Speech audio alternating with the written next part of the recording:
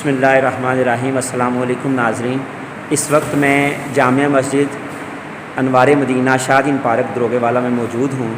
اور ابھی کچھ ہی دیر میں نے خصوصی طور پر وقت لیا ہے جناب محترم اختر سیالوی صاحب سے کہ وہ موجودہ صورتحال میں ہمیں انٹرویو دیں اور ہمیں بتائیں اور روشنی ڈالیں موجودہ حالات کے اوپر کہ اس وقت جو موجودہ حالات ہیں اس کے اندر کس طرح سے قابو پایا جا سکتا ہے۔ اور ساتھ میں ہمارا سوال ہندوستان میں موجود جتنے بھی حالات ہیں وہاں پر آپ کو پتہ ہے بہت کریٹیکل سچویشن چل رہی ہے، تو اس سلسلے میں نے آج محترم اختر سیالوی صاحب سے وقت لیا ہے اور ان سے انٹرویو کروں گا، ان سے پوچھوں گا کہ اسلام کی مد نظر اسلام کے مطابق ہمیں کیا کرنا چاہیے، کیونکہ اس وقت کچھ لوگ یہ کہہ رہے ہیں کہ جی ہمیں ہندوؤں کی صحت کے لیے دعا کرنی ہے۔ ہندوستان میں بسنے والے جتنے بھی ہندو ہیں وہ ہمارے بھائی ہیں اور بھائی چارے کا اسلام درس دیتا ہے۔ تو اس سلسلے میں محترم قاری اختر سیالوی صاحب سے رائے لی ہے کہ دین اسلام ہمیں اس سلسلے میں کیا بتاتا ہے۔ بسم اللہ الرحمن الرحیم۔ السلام علیکم ناظرین، میں آپ کا میزبان رانا قاسم انور نیو لاہور ٹی وی سے آپ کے ساتھ مخاطب ہوں۔ آج خاص طور پر ہم نے محترم قاری اختر سیالوی صاحب سے وقت لیا کہ آپ کی تعلیم اسلام کے حوالے سے کافی جامع ہے، تو ان سے میرا سوال یہ ہے کہ اس وقت ہندوستان کے اندر کرونا کی صورت میں جو سونامی آیا ہوا ہے، اس سلسلے میں کافی پاکستان میں موجود لوگ اس بات کے بارے میں دلیل دے رہے ہیں کہ ہندوستان میں بسنے والے ہندوؤں کے لیے دعا کی جا سکتی ہے۔ تو میرا قاری صاحب سے سوال یہ ہے کہ کیا قاری صاحب اسلام کی روح کے مطابق ایسا ممکن ہے؟ بسم اللہ الرحمن الرحیم۔ بہت شکریہ سر قاسم صاحب، آپ نے یہ موقع دیا۔ اس میں گزارش یہ ہے کہ اللہ تبارک و تعالیٰ نے قرآن عظیم قرآن رشید کے اندر بھی ارشاد فرمایا ہے وَلَا تُصَلِّ عَلَىٰ أَحَدٍ مِّنْهُمْ مَاتَ أَبَدًا۔ اللہ تبارک و تعالیٰ نے اپنے پیارے محبوب کریم صلی اللہ علیہ وسلم کو بھی یہ ارشاد فرمایا کہ آپ کسی بھی منافق کے لیے جو ہے دعا جو ہے وہ نہ کریں، اور یہاں سے منافق اور کفار بھی جو ہے وہ مراد ہیں، اور کسی بھی مسلمان کے لیے کافر کے لیے دعا کرنا یہ بالکل ناجائز اور حرام ہے، وہ دعا نہیں کر سکتا۔ تو اس میں یہ گزارش کروں گا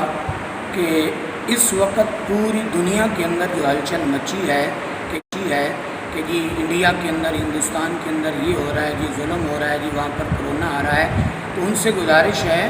کہ آپ اس بات پہ کبھی غور کیا ہے کہ 2019 سے جو انڈیا نے پورے کشمیر کے اندر لاک ڈاؤن کیا ہے، وہاں پر لوگوں کو اندر معصور کر کے رکھا ہے، ان پر اتنے سالوں سے ظلم کیا جا رہا ہے۔ اور ماضی قریب کے اندر آپ کو یاد ہوگا کہ برما کے اندر کتنا ظلم کیا گیا کہ زندہ مسلمانوں کو کاٹ کر ان کے جسم کے اندر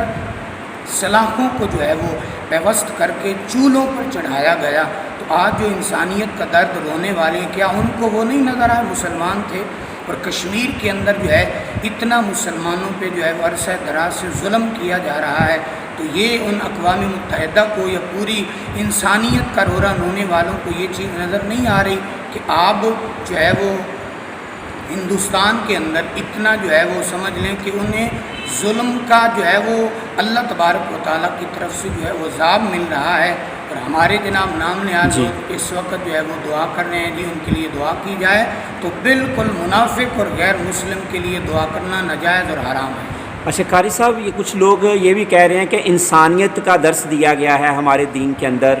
تو اس سلسلے میں آپ کیا کہتے ہیں؟ انسانیت بھی ہے اور دوسرا آپ یہ کہہ رہے ہیں کہ بھئی ان کے لیے دعا کرنا حرام ہے۔ سر جی، اس میں گزارش یہ ہے کہ انسانیت کا وہ جو رونا روتے ہیں نا، یہ ان کے ہاں جو کنسیپٹ ہے یا اس کی جو ہے نا تعریف وہ کرتے ہیں انسانیت کی، تو وہ ان کے اپنا دائرہ کار کے اندر ہے۔ کیا ان کی انسانیت صرف جو ہے وہ غیروں تک محدود ہے؟ کیا مسلمان جو ہیں اس پوری روئے زمین پر سب سے اللہ کی بارگاہ میں جو زیادہ شان و عظمت والا شخص ہے وہ ایک مسلمان ہے، مومن ہے، جو اللہ اور اس کے رسول پر جو ہے وہ ایمان رکھتا ہے؟ تو کیا ان کے ہاں جو ہے وہ مسلمانوں کا خون بہانا یہ کیا انسانیت کی تذلیل نہیں ہے؟ مسلمانوں کو کاٹنا یا یہ انسانیت کی تذلیل نہیں ہے؟ اور ان کے جسم کے اندر سلاخوں کو گاڑ کر چولہوں پر چڑھانا، اور پھر کشمیر کے اندر برملا ان پر جو ہے وہ شیل گرانا اور سیدھی فائرنگ کر کے ان کو نہتے مسلمانوں کو شہید کرنا، کیا یہاں پر ان کو انسانیت نظر نہیں آتی؟ ہاں، اسلام کے نقشے کو اور اسلام کے آئینوں کو ان لوگوں نے سمجھا ہی نہیں ہے۔ اسلام نے تو یہ درس دیا کہ آپ جنگ کے میدان میں ہیں، خواتین پر نہیں ہاتھ اٹھانا، بزرگوں پر نہیں ہاتھ اٹھانا، بچوں پر نہیں ظلم کرنا، کھیتی کو ضائع نہیں کرنا، 15 سال سے کم ہو 50 سال سے اوپر ہو اس پر ظلم و تشدد نہیں کرنا۔ ایسی تعلیمات آپ بتائیں کہاں ملتی ہے سوائے دین اسلام کے؟ تو اس لیے ان انسانیت کا وہ جو رونا رو رہے ہیں وہ بالکل غلط ہے۔ انسانیت کا درس یہ ہے کہ چاہے وہ کوئی بھی ہو، مسلمان ہے یا غیر ہے، ایک تو ان کے مذہبی جو ہیں چیزیں ان کو نہ چھیڑا جائے، اور نہتے کوئی بھی انسان ہے اس پر بغیر کسی قصور پہ جو ہے وہ ظلم اور زیادتی نہ کی جائے۔ اور بتائیں ذرا کشمیر کے اندر مسلمان کیا ظلم کر رہے ہیں؟ وہ اپنا حق خود ارادیت تو مانگ رہے ہیں نا، لیکن اس کے عوض میں وہ ان پر اتنا ظلم کر رہے ہیں۔ تو بالکل میں یہ سمجھتا ہوں کہ یہ بالکل ان کی اپنی غلط جو ہے وہ تعبیر بھی ہے اور ان کی غلط سوچ ہے۔ جو انسانیت کا درد ہے وہ اسلام سے بڑھ کر کوئی نہیں رکھنے۔ کچھ لوگ پاکستان اور ہندوستان کا پرچم ایک ساتھ ملا کے درس دے رہے ہیں کہ آج ہمیں ہندوستان کے ساتھ کھڑے ہونا چاہیے کیونکہ وہاں پر اس وقت کرونا کی وبا ہے۔ تو اس سلسلے میں چونکہ کرونا تو پوری دنیا میں موجود ہے، تو آپ کیا کہتے ہیں کہ بطور محب وطن پاکستان ہمیں یہ عمل کرنا چاہیے کہ نہیں کرنا چاہیے؟ دیکھیں جی، اگر آج اس بات کو آپ لیتے ہیں تو پھر جنہوں نے پاکستان کی بقا، سالمیت اور معرض وجود میں لانے کے لیے جن ہمارے اسلاف نے، بزرگوں نے، علماء نے، عوام نے، خواتین نے، نوجوانوں نے، ملت اسلامیہ نے جو قربانیاں دی تھیں کہ ہماری ایک آزاد ریاست ہونی چاہیے، اسلامی جمہوریہ پاکستان ہو، کہ جس کے اندر ہمارا دو قومی نظریہ وہ بنیاد تھی، جس کو اللہ نے قرآن میں بھی فرمایا لکم دینکم ولی دین، تمہارے لیے تمہارا دین ہے اور ہمارے لیے ہمارا دین ہے۔ تو اس لیے اگر یہ دوبارہ ایک عالمی بھائی چارے کی صورت لائی جائے تو پھر تو وہ مقصد ہی فوت ہو جائے گا، اس لیے کہ ہمارا رکھ رکھاؤ علیحدہ ہے، ہم الحمدللہ مسلمان ہیں، ہم آب زمزم پینے والے ہیں، وہ ہمارے لیے باعث شفا ہے۔ اور وہ لوگ کہ جو گائے ماتا کا پیشاب جو نجس ہے اس کو پینے والے ہیں، تو ان کا ہمارے ساتھ نہ تو موازنہ ہو سکتا ہے نہ ہی ان کو ہمارے ساتھ جو ہے وہ ملایا جا سکتا۔ پاکستان ہے،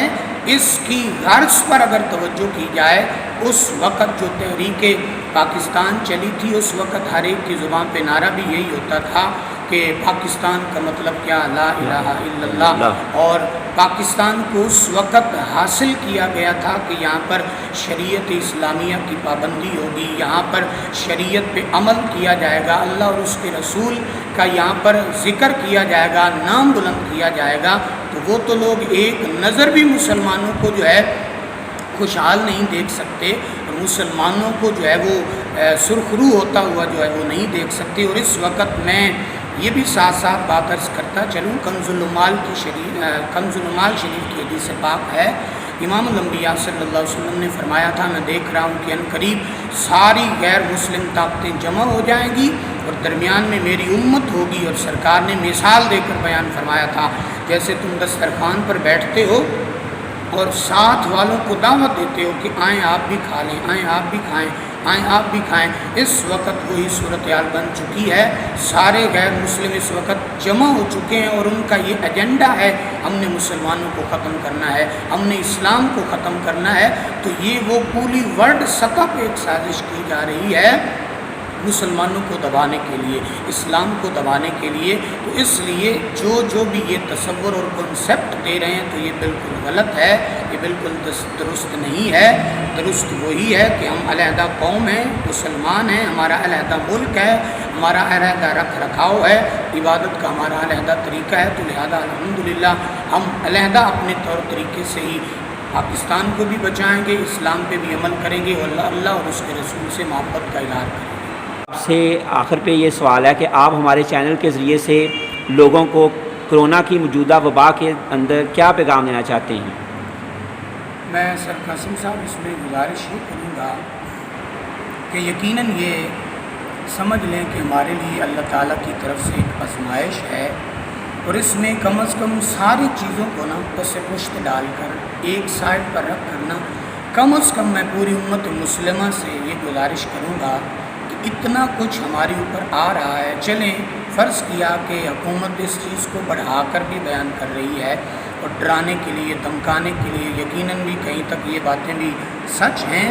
لیکن کیا یارو اس بات پہ ہم نے غور کیا ہے کہ اتنا کچھ ہمارے اوپر آزمائش، امتحان اور ہماری آنکھوں کے سامنے جو ہے وہ لوگوں کی اموات بھی ہو رہی ہیں، تو کیا ہم اپنے رب تعالیٰ کو راضی کرنے کی کوشش کر رہے ہیں؟